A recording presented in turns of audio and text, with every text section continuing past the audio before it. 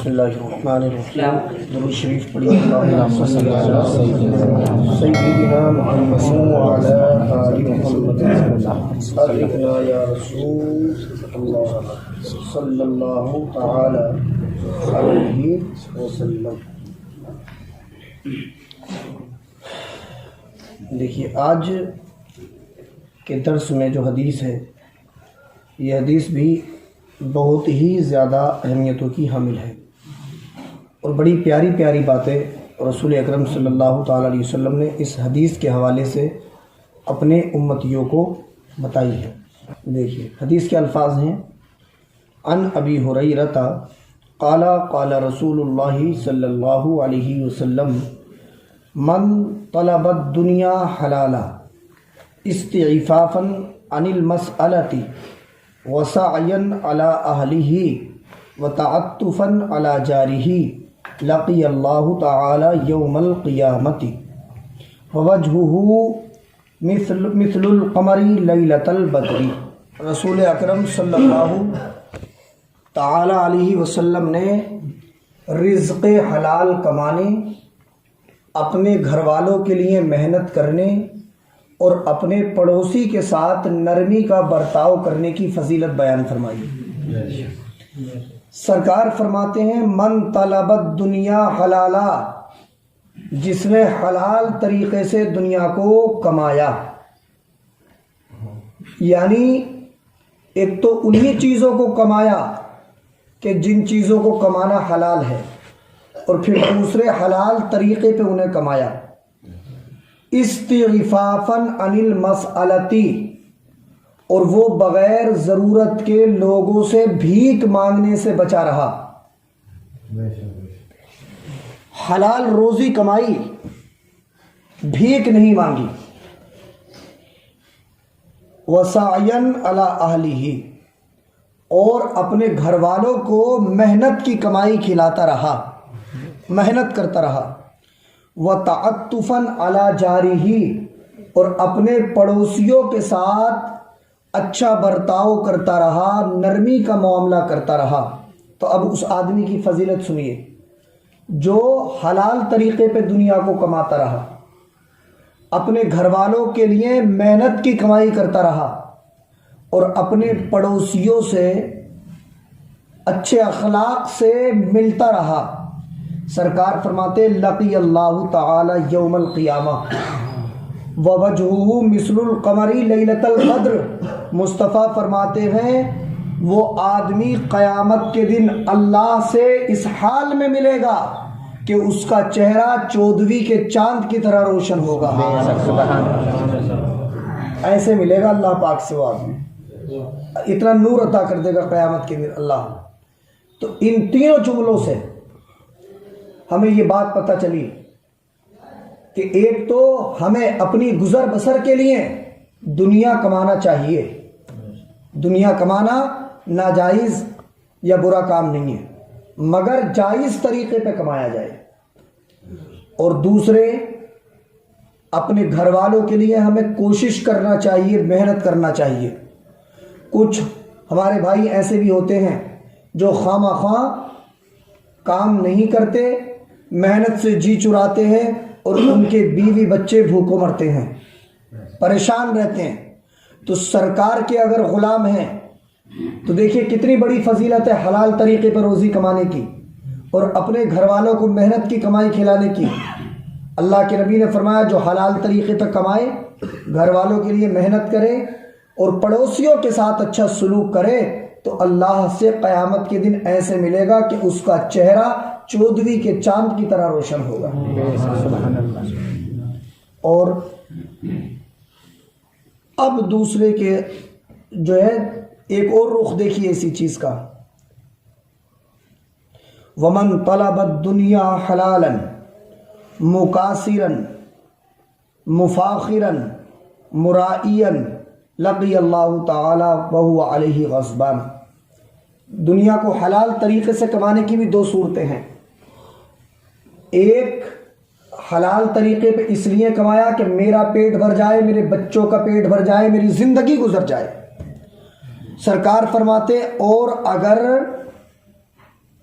دنیا کو حلال ہی طریقے پہ کمایا، لیکن کائے کے لیے؟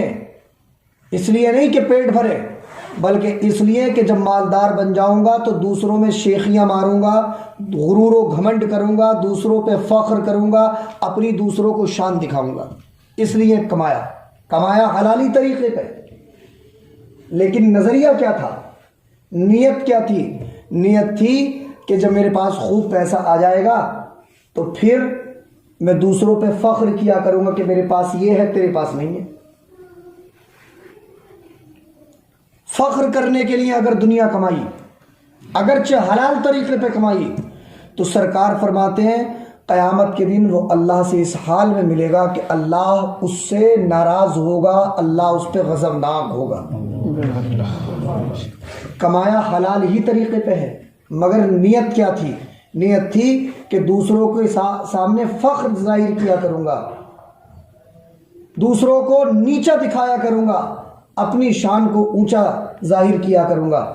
اگر حلال پیسہ بھی کمایا ہے اور اس نیت سے کمایا ہے تو اللہ فرماتا ہے کہ قیامت کے دن رسول اللہ فرماتے ہیں قیامت کے دن وہ اللہ سے اس حال میں ملے گا کہ اللہ اس سے ناراض ہوگا، اللہ اس پہ غضبناک ہوگا۔ اب ذرا آپ یہاں یہ سوچیں کہ مصطفیٰ فرماتے حلال روزی ہی کمائی لیکن نیت بگڑ گئی تو اللہ اس سے ناراض ہو جائے گا۔ اب وہ لوگ سوچے جو دن بدن حرام ہی حرام کماتے ہیں، اللہ ان سے قیامت کے دن کتنا خفا ہوگا، ہے نا؟ ہمیں حلال روزی اپنے لیے بھی اپنے بچوں کے لیے بھی کمانا چاہیے۔ ابھی کچھ دنوں کے بعد ایک حدیث آئے گی انشاءاللہ، میں آج ہی اسے بتا دیتا ہوں، بات آ گئی ہے تو۔ سرکار دو عالم صلی اللہ علیہ وسلم نے ارشاد فرمایا کہ انسان یہ کہتا ہے میری دعا قبول نہیں ہوتی۔ کیا فرمایا سرکار نے؟ انسان یہ کہتا ہے کہ میری دعا قبول نہیں ہوتی اور اپنے جسم کے کپڑوں کو نہیں دیکھتا، اپنے پیٹ کے لقمے کو نہیں دیکھتا، اپنے نیچے حلق کے نیچے اترنے والے پانی کے گھونٹ کو نہیں دیکھتا۔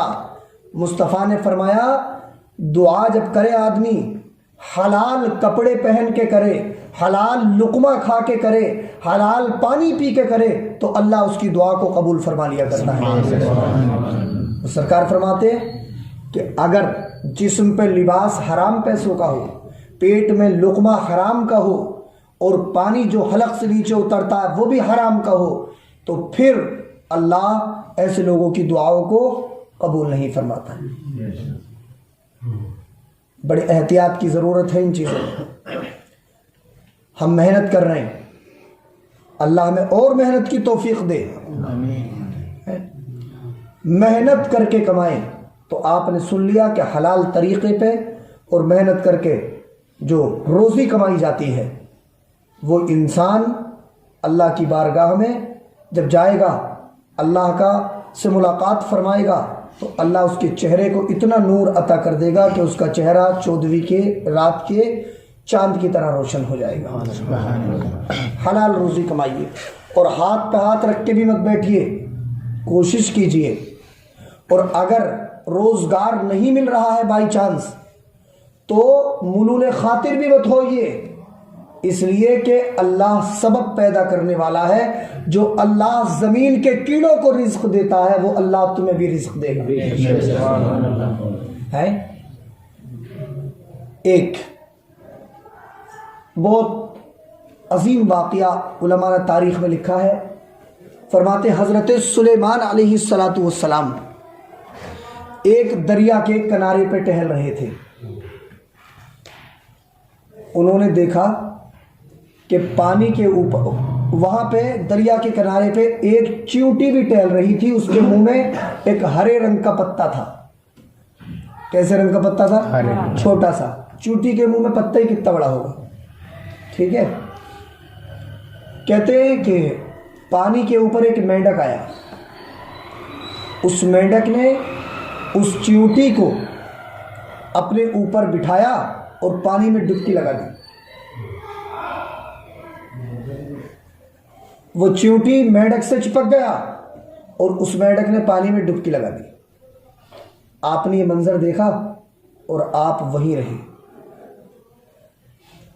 جب آپ وہیں رہے پھر کچھ دیر کے بعد وہ مینڈک اوپر آیا اور وہ دریا کے باہر نکلا اور اس کی کمر سے جو چیونٹی چپکی ہوئی تھی، پہلے جس کے منہ میں پتا تھا اب اس کے منہ میں وہ پتا نہیں تھا، اور وہ مینڈک اس چیونٹی کو دریا کے کنارے پہ چھوڑ گیا. جہاں سے لے کے گیا تھا وہیں چھوڑ گیا. حضرت سلیمان علیہ السلام اللہ کے نبی تھے. آپ تھوڑی دیر کے لیے سکتے میں آ گئے اور حیران رہ گئے کہ یہ کیا ماجرا ہے. بارگاہ ربی معرض کی میرے مولا، اس میں تیری کیا حکمتیں ہیں، کیا قدرت ہے، مجھے اس راز سے واقف کر دے، مجھے یہ راز بتا دے. تو اللہ نے اپنے پیارے نبی حضرت سلیمان علیہ السلام پر وحی نازل فرمائی اور اللہ نے فرمایا میرے نبی سلیمان اگر تم جاننا چاہتے ہو تو سنو، یہ جو تم نے میڈک دیکھا یہ میرا ایک فرشتہ ہے، اور یہ جو دریا تم دیکھ رہے ہو اس دریا کے بیچ میں ایک پتھر ہے، اس پتھر کے بیچ میں ایک کیڑا ہے.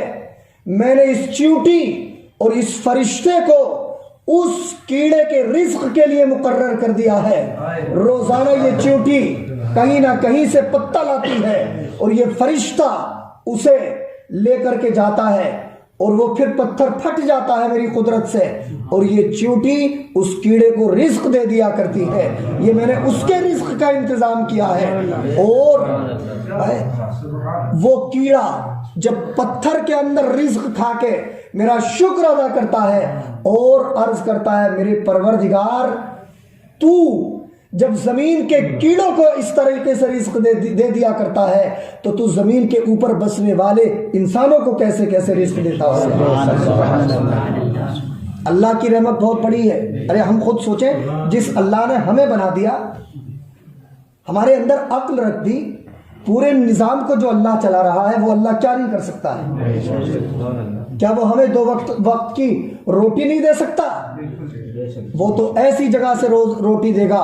اللہ کے رسول اللہ تعالیٰ فرماتا ہے وَيَرْزُقُهُ مِنْ حَيْثُ لَا يَحْتَسِبُ، اللہ اپنے بندوں کو وہاں سے روزی دے دیا کرتا ہے جہاں تک اس کا ذہن بھی نہیں پہنچتا.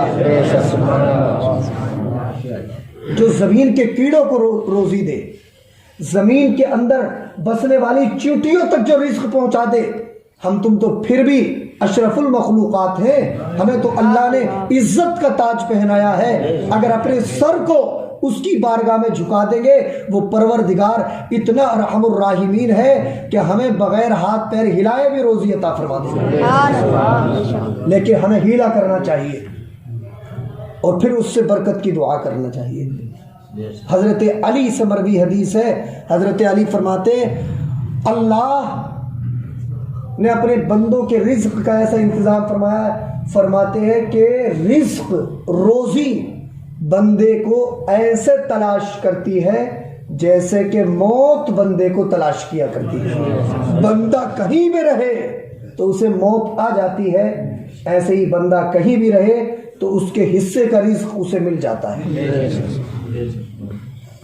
محنت کریں، آپ حلال طریقے پہ کمانے کی نیت کریں، پھر اللہ ایسے ایسے راستے پیدا کرے گا آپ کے لیے کہ آپ دنگ رہ جائیں گے، حیران رہ جائیں گے.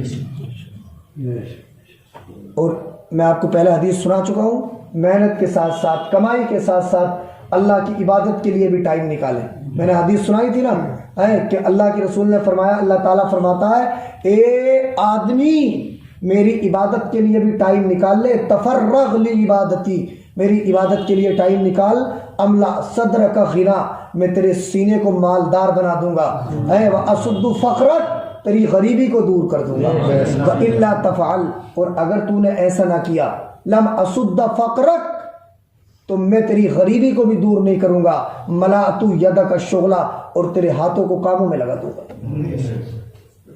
حلال طریقے پہ ہم کمائیں، حرام سے بچتے رہیں، اور اپنے گھر والوں کے لیے جو ہے محنت کی کمائی انہیں کھلائیں، اپنے پڑوسیوں کے ساتھ اچھا سلوک کریں، تو آپ نے حدیث سن لی، اللہ کے نبی فرماتے قیامت کے دن اللہ سے اس حال میں ملاقات ہوگی کہ ہمارا اور آپ کا چہرہ انشاءاللہ 14ویں رات کے چاند کی طرح چمک رہا ہوگا۔